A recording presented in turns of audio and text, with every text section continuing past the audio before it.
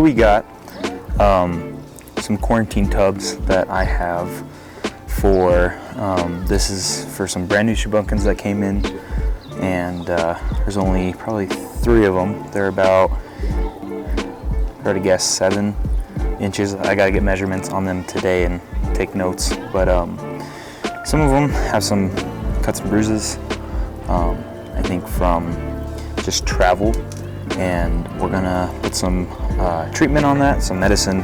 I use methylene blue, it's kind of my go-to. Long term, this is not a long term, this is a quarantine tank. It's just easier for me to deal with medicine and to especially deal with like certain sicknesses and stuff.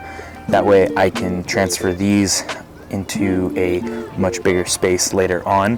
But for now, just because I don't want them to, you know, get any more damages to what they have, I want to be able to heal those, and then you know, making sure that there's no parasites that can transfer onto any of my other fish that I have.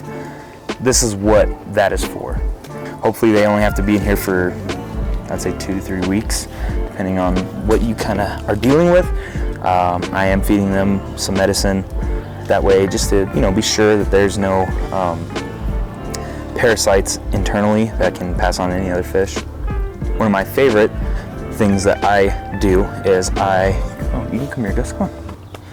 This is Gus. He's my little buddy who kind of helps me with a lot of the fish stuff. But oh, we got Pendleton too. He's coming out. But one of my favorite things that I like to do is I like getting a carrot and blending it up to really smooth, like pellet-sized amounts or pellet-sized chunks, and adding a little bit of garlic, minced garlic to that, and then mixing it around. That way, it's garlic is really good for a fish's gut. You can read up on it. There's so many benefits that you get from adding garlic into especially goldfish's diet. I only do basically long-bodied goldfish varieties, and in my opinion, it is one of the best things that you can give them, and cycling and including in their diet regularly. But anyways, we'll kind of get to the process. Okay, so here we got some, basically a little ruler that I'm going to essentially just place at the bottom, and I got just a little bit of electrical tape, and I'm gonna tear a piece. I definitely need to get a way more flexible measuring tape at some point, but this is a-okay for the time being.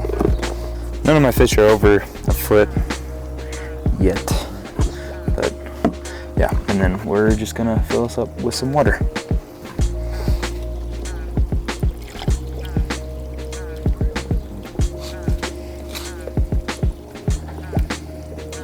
Okay. You only need a few inches of water, but we got a little notebook, pen. Me and my wonderful girlfriend, we named all these fish so I can kind of just write their name and write the measurements and put that in the log.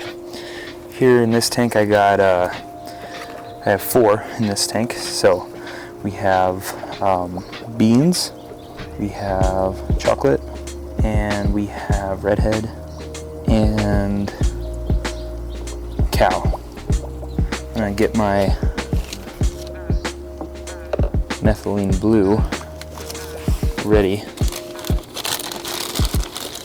This is currently, if you can see that, this is currently the one that I use. I know there's a bunch. I don't really think it matters a whole lot. Okay, so we're gonna start by getting some of these out. Kind of like separating them. So 2 have actual physical like wounds that I can just treat with methylene blue. The other 2, I just have to make sure that they're looking healthy, they haven't accumulated any injuries, or you know, that there's not anything weird going on the surface. But I guess one point that I could make, or one piece of advice, is when you use nets, buy a fine mesh net, especially if you're dealing with like longer finned goldfish. They just those tails usually tear fairly easy, and invest in a good net. They're not expensive, but just try to invest in one if you can. So this is Beans. This is she. She's very pretty, but yeah, she's very lively.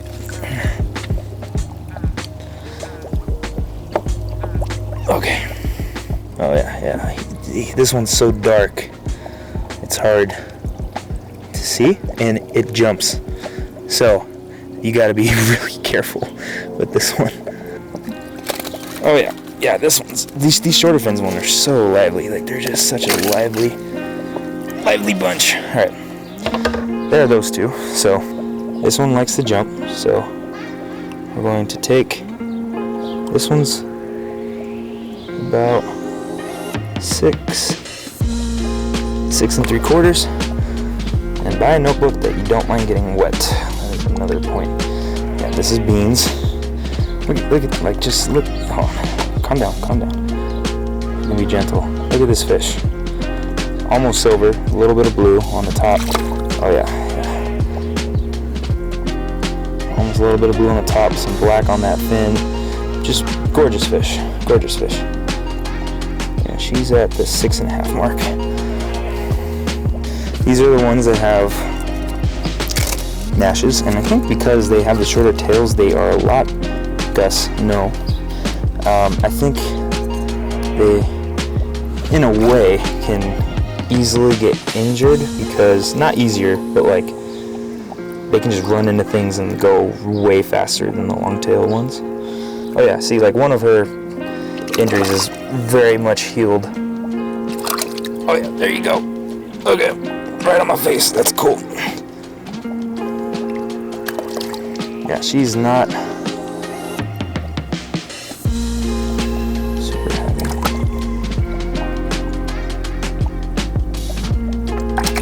There you go. Yeah, she gets over this one too. This one is my jumper.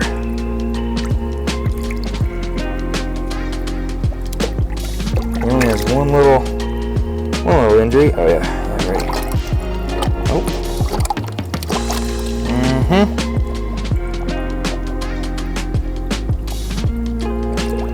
I'd recommend trying to be faster at this.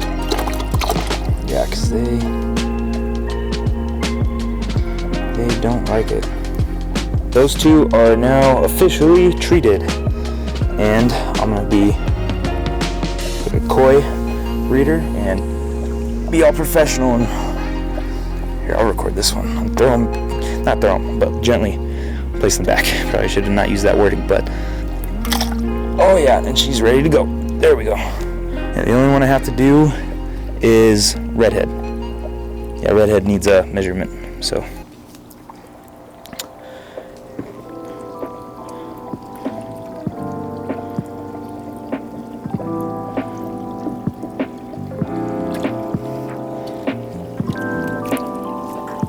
This one is also just extremely beautiful with the colors that it has. I mean, all of these fish are very beautiful, but yeah, from the tail to the top. I find these long ones are like redhead.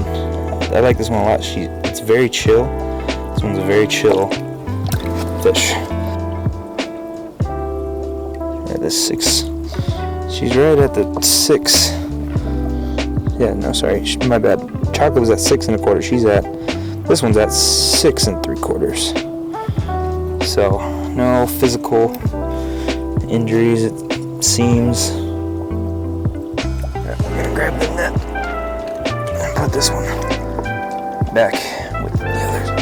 I like to think I'm quick. I mean, I can get this done quicker usually, but I want to make sure that these fish have the least amount of stress, that that they're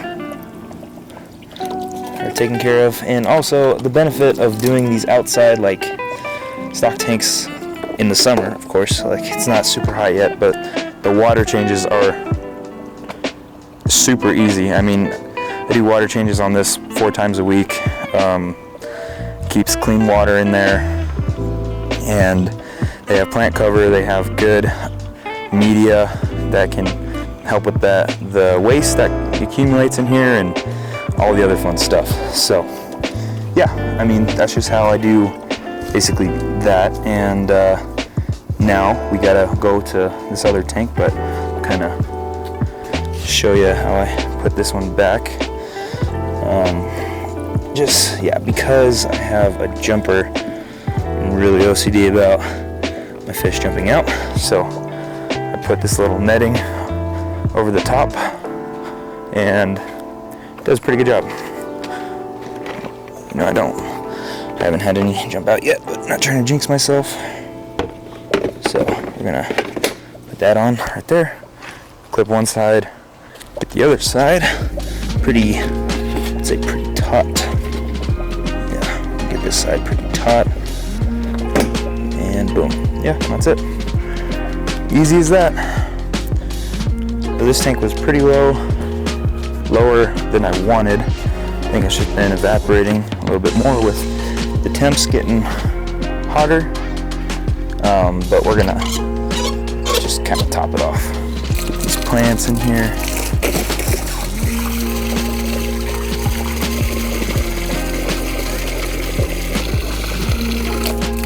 And there it goes. It's starting to leak out of my little holes, rain holes that I cut out on the side.